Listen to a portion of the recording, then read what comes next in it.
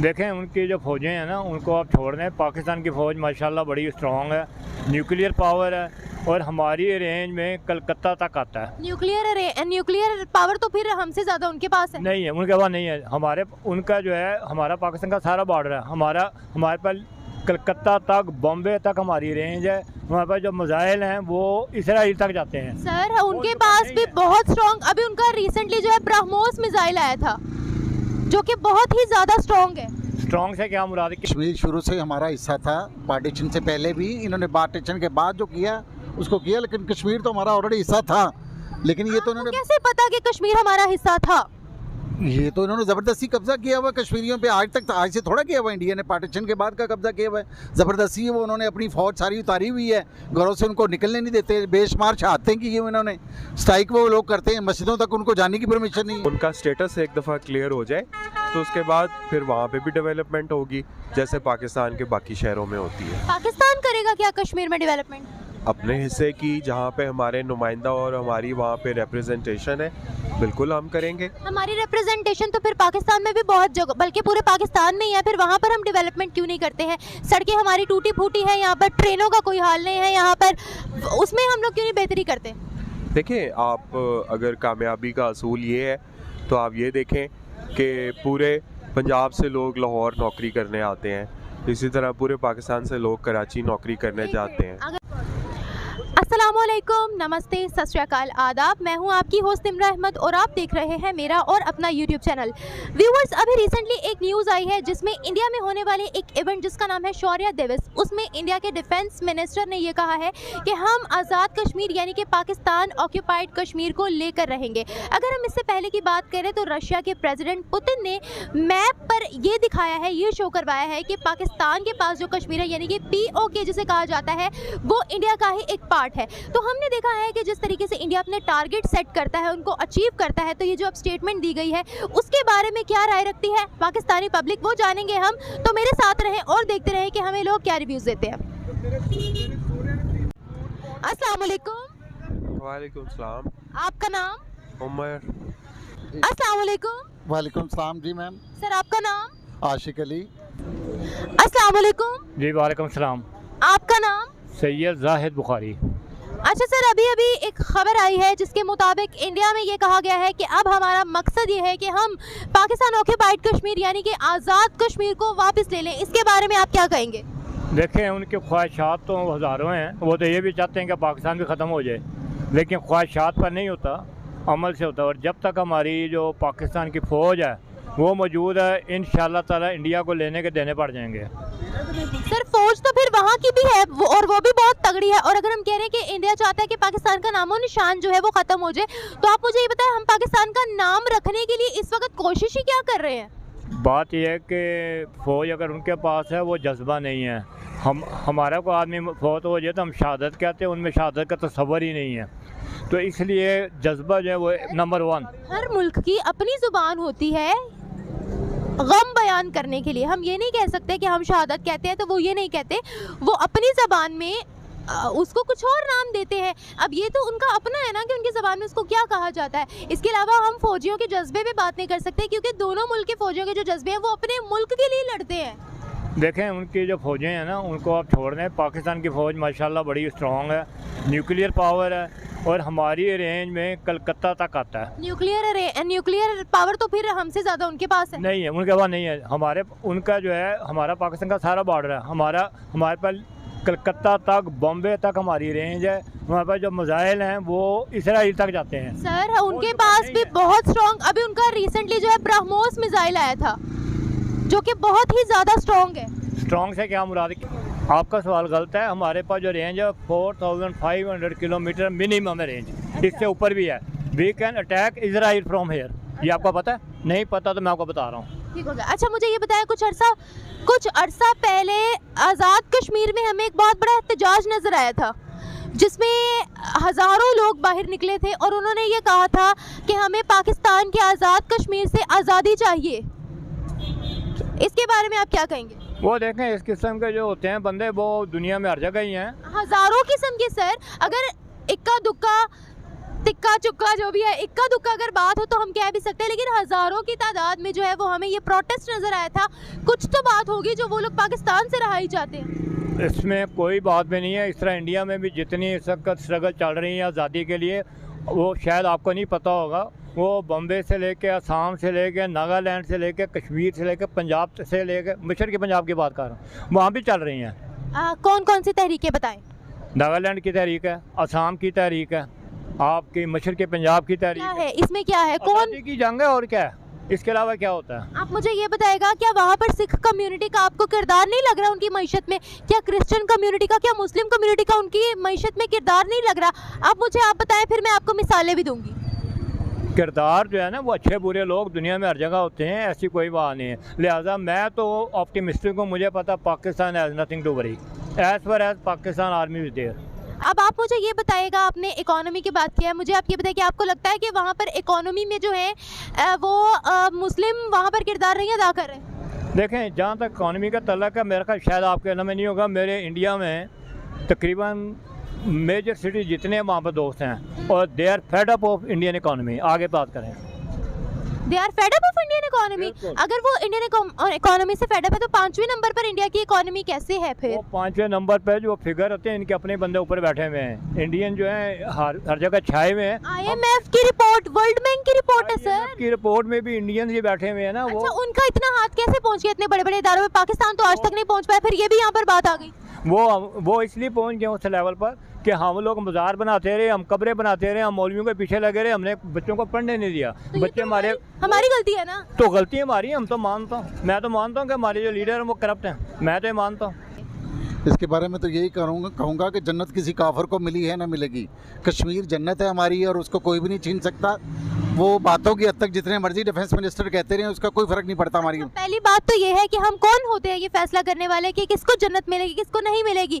हम लोगों के कौन से ऐसे काम है जो हमें जन्नत मिलने वाली है? और दूसरी बात ये है कि आपने कश्मीर की बात की, तो कश्मीर के लिए हमने ऐसा क्या किया है जो हम अपनी मलकियत समझते हैं कश्मीर को? कश्मीर शुरू से हमारा हिस्सा था, पार्टीशन से पहले भी। इन्होंने पार्टीशन के बाद जो किया उसको किया, लेकिन कश्मीर तो हमारा ऑलरेडी हिस्सा था।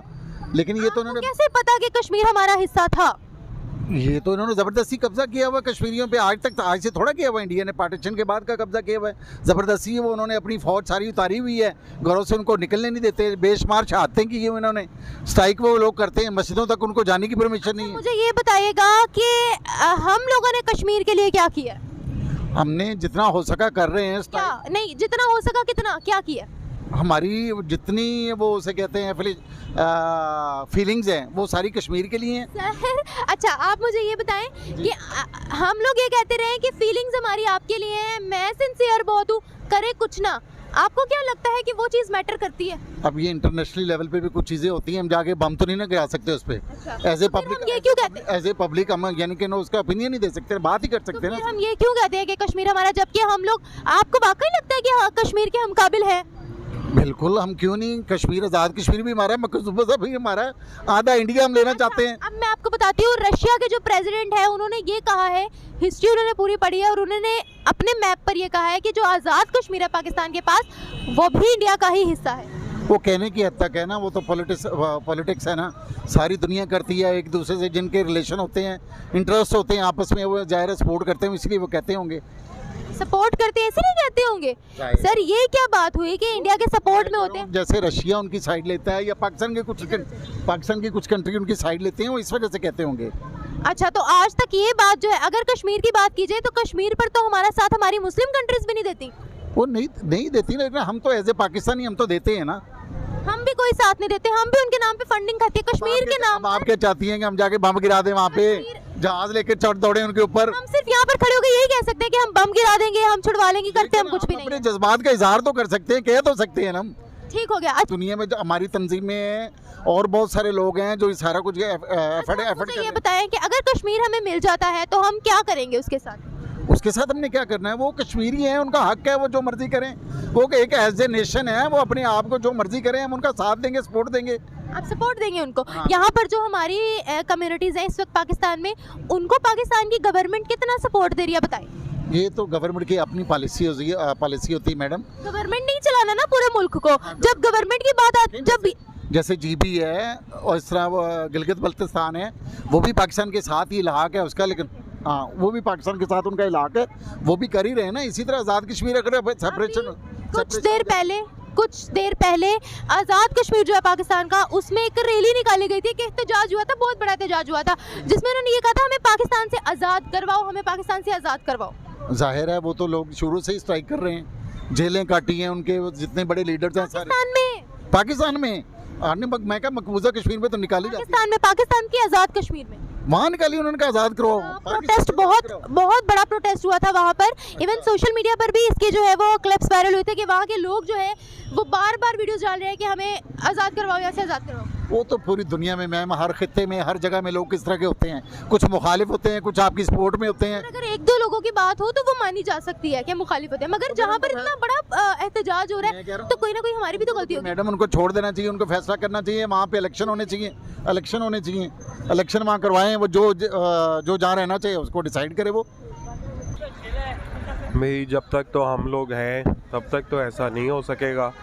हमने उनसे उल्टा पाकिस्तान ले लिया, वो हमसे क्या कश्मीर लेके जाएंगे? क्या ले लिया हमने उनसे? पाकिस्तान। वो हमें गौरव ने दिया है, वो हमने लिया है, उन्होंने क्या देना था? अगर वो उनके हक में होते तो पाकिस्तान हमें मिलता, इंडिया के हाथ में होता तो। गोरों ने जो भी फैसले किए, हमारे कायदे-ए-आज़म ने हमें पाकिस्तान लेके दिया, उनके भी गांधी ने उनको इंडिया दिलवाया। हाँ, लेकिन वो हमने जो पाकिस्तान लेना था वो हमने ले लिया। अब ये चीज़ ना भूलें कि गिलगित बल्तिस्तान जब हमारा सूबा बनाया है हमने, तो इसीलिए बनाया था कि वहाँ असेंबली हो, लोगों की नुमाइंदगी हो, वहाँ के लोग असेंबली में आके बैठें, वहाँ के लोगों की शिकायतें सुने। इससे गवर्नमेंट ऑफ पाकिस्तान को पता लगेगा वहाँ के लोगों की सोच क्या है और वो उनके मसाइल का हल करेगी। आज़ाद कश्मीर की बात हो रही है? जी हाँ, आज़ाद कश्मीर वो जो पाकिस्तान का हिस्सा है, उसका हमारे पास सदर है एक। किसी भी जगह को डेवलप होने में टाइम लगता है, उसमें ये वजह आप कह लें 75 साल are more than enough sir. 75 साल आप देखें ना, जिस जगह पे आप खड़ी हैं यहाँ पे उस वक्त तो आप पैदा नहीं हुई होंगी। 40 साल पहले यहाँ पे कुछ भी नहीं था, ये मार्केट्स नहीं थी, ये डेवलपमेंट नहीं थी। आहिस्ता आहिस्ता हुई ना डेवलपमेंट। उनका स्टेटस एक दफ़ा क्लियर हो जाए तो उसके बाद फिर वहाँ पे भी डेवलपमेंट होगी, जैसे पाकिस्तान के बाकी शहरों में होती है। पाकिस्तान करेगा क्या कश्मीर में डेवलपमेंट? अपने हिस्से की, जहाँ पे हमारे नुमाइंदा और हमारी वहाँ पे रिप्रेजेंटेशन है, बिल्कुल हम करेंगे। हमारी रिप्रेजेंटेशन तो फिर पाकिस्तान में भी बहुत जगह, बल्कि पूरे पाकिस्तान में ही है, फिर वहाँ पर हम डेवलपमेंट क्यों नहीं करते हैं? सड़कें हमारी टूटी फूटी है, यहाँ पर ट्रेनों का कोई हाल नहीं है यहाँ पर, उसमें हम लोग क्यों नहीं बेहतरी करते?